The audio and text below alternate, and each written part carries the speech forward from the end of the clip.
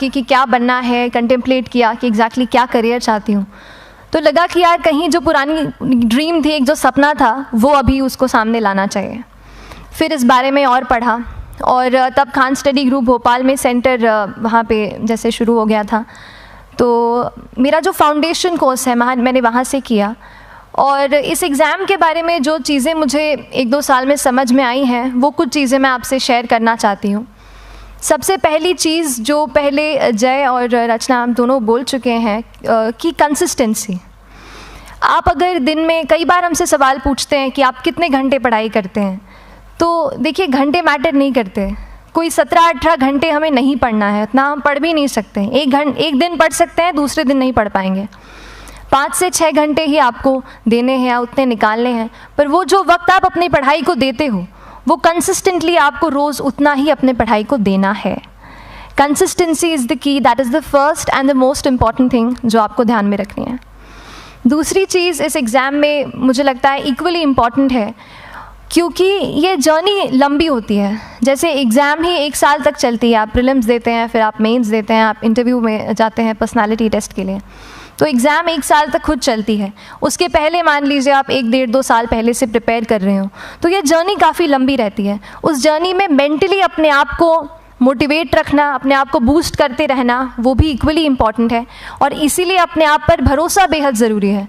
You need to have a faith in yourself कि अगर आपने इसमें कदम रखा है, अगर आपने सोचा है कि आप सिविल सर्विस एग्ज़ाम देना चाहते हैं और देंगे, तो आपको ये ठान के उसमें जाना है कि हाँ, मैं ये कर सकता या कर सकती हूँ। ये एक अपना मोटिवेशन, अपने साथ एक फेथ, बिलीफ अपने ऊपर आपको हमेशा रखना है। कमिंग टू प्रेपरेशन की कैसे तैयारी करनी है, बहुत सारी बातें आप सुन चुके हैं कि आंसर राइटिंग में कैसे करना होता है, आंसर राइटिंग का स्ट्रक्चर कैसा होना चाहिए। तो मैं शुरू में सबसे पहले ये कहूँगी कि मेरे प्रिपरेशन का बेस 2 चीज़ें रहीं। पहला था करंट अफेयर्स। करंट अफेयर्स इसलिए मैंने उसको उसी से शुरुआत की क्योंकि करंट अफेयर्स सबसे इंटरेस्टिंग पार्ट होता है।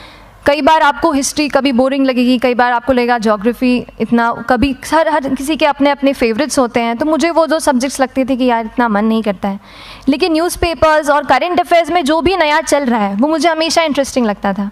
इंटरनेशनल रिलेशंस में क्या हो रहा है, क्या सोशल रियलिटीज़ हैं, कहाँ क्या हुआ, उसका क्या इम्पैक्ट पड़ेगा एडमिनिस्ट्रेशन पे और हमारे कंट्री पे, तो उसको आप अपना एक बेस बना सकते हो। आप करंट अफेयर्स बेस्ड प्रिपरेशन कर सकते हैं, इसलिए भी क्योंकि अगर आप मेंस एग्ज़ाम देखेंगे तो काफ़ी डायनामिज्म आ गया है, केवल प्रीलिम्स में नहीं बल्कि जनरल स्टडीज़ पेपर 2, पेपर 3 में भी आप देखेंगे कई सारे ऐसे सवाल हैं जो करंट इवेंट्स से इंस्पायर्ड होते हैं, उन पे बेस्ड रहते हैं।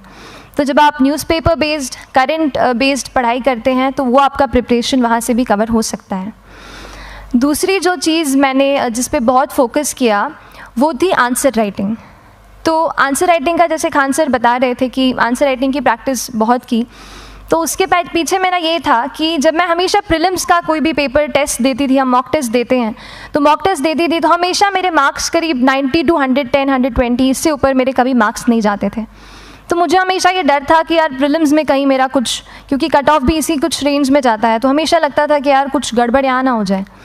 लेकिन जब मैंने आंसर राइटिंग की और मेंस एग्ज़ाम के बारे में जाना, तब मुझे लगा कि आंसर राइटिंग एक ऐसी चीज़ है, मेंस एक ऐसा फेज़ है सिविल सर्विस एग्ज़ाम का जहाँ पे आप अच्छे से तैयारी कर सकते हैं। And if you have written the answers, if you know कि you have covered the points well, if you have included उसमें कुछ आपने facts, international reports, government schemes, आपने कुछ ऐसे उसमें सॉल्व भी डाला है, तो जो रिज़ल्ट आएगा वो सेटिस्फैक्ट्री ही आएगा, अच्छा ही आएगा।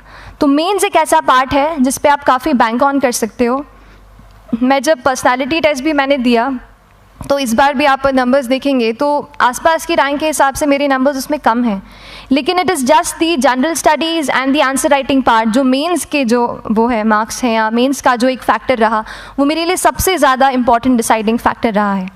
तो अपना एक्सपीरियंस यही बताऊँगी कि आंसर राइटिंग पर आप विशेष फोकस कीजिए। जैसा स्ट्रक्चर आपको बता ही चुके हैं कि इंट्रोडक्शन में कैसे आपको शॉर्ट रखना है, बॉडी एंड देन कंक्लूजन, उसमें छोटी चीज़ जैसे मैं अभी मेंशन कर रही थी, आप एक इंश्योर कीजिए कि देखिए जो भी एग्जामिनर आपकी कॉपी चेक कर रहे हैं वो दिन में 10, 15, 20 कॉपीज़ चेक कर रहे हैं, तो उन सब से आपको अलग कैसे आप अपनी कॉपी दिखा सकते हो, ये चीज़ आपका प्रेजेंटेशन और आप जिस तरीके से आंसर लिखते हो कंटेंट को, वो मैटर करेगा।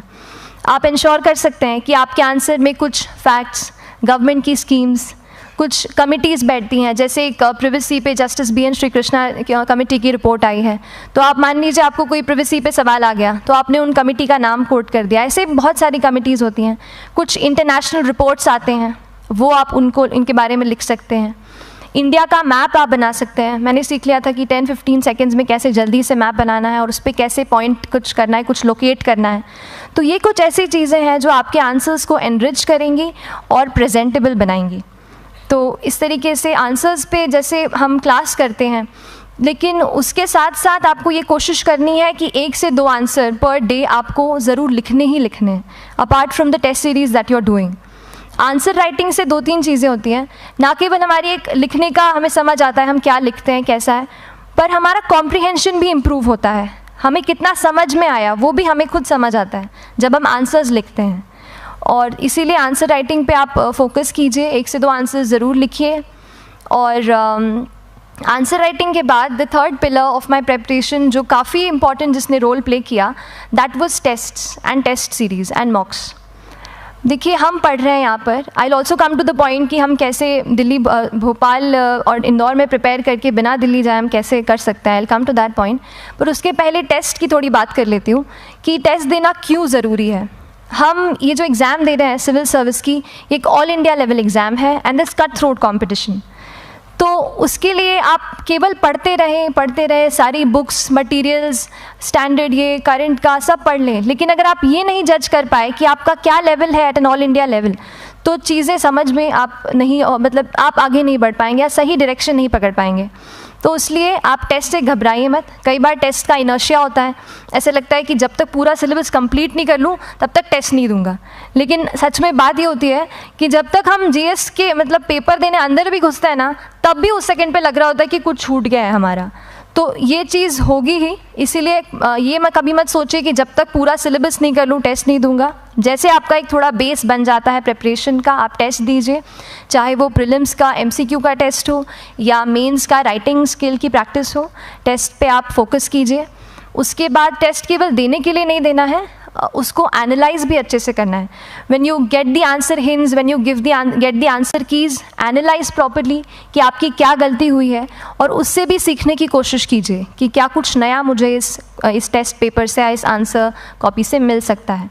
तो इस तरह से टेस्ट पे भी आप फोकस कीजिए। And I will come lastly to the point कि जब मैंने प्रिपरेशन शुरू की थी अपने कॉलेज के 2nd ईयर 3rd ईयर आते आते, तो मन में बहुत सारे फियर्स थे। मैं भी एक नॉर्मल फैमिली से हूँ, मेरे फैमिली में किसी ने आज तक सिविल सर्विस का पेपर भी नहीं लिखा था, तो मन में बहुत सारे फियर्स थे, डाउट्स थे, क्या होगा, कैसे होगा। तो हो सकता है आपके मन में भी ऐसा हो। और हम जैसे यहाँ रहते हैं, हम सोचते हैं कि दिल्ली जाना तो सबसे ज़रूरी है, उसके बिना तो ये एग्ज़ाम हो ही नहीं सकती।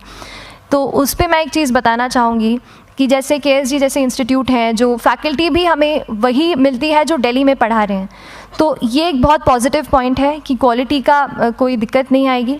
बस एक चीज़ है, आप ज्वाइन करते हैं class, that will only provide you a direction.